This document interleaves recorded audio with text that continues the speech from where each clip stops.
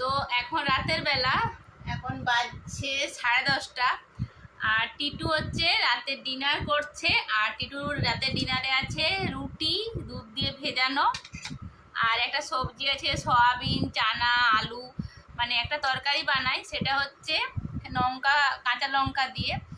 আর সেটা টিটুর জন্য আগে তুলে রেখে দিই, তারপর আমাদের যদি ইচ্ছা হয় যে একটু ঝাল খাবো তারপরে আমরা সেটাতে লঙ্কার গুঁড়ো আরে দিই।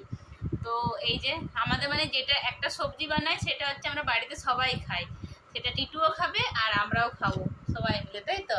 তো কোনোদিন যদি ইচ্ছে হয় তখন একটু ঝাল দিই, নাহলে কাঁচা লঙ্কা দিয়ে বানাই, সেই তরকারিটা আমরা সবাই মিলে খাই। আর এই যে এই তরকারিটা, তাই তো? টিটু খাবে তো? টিটুও বলেছে। তো টিটু এখন রাতে ডিনার করবে, আর টিটুর মা গেছে নাইট ডিউটিতে। টিটু হচ্ছে রাতের বেলা কার কাছে ঘুমাবে? মাম্মামের কাছে। মাম্মা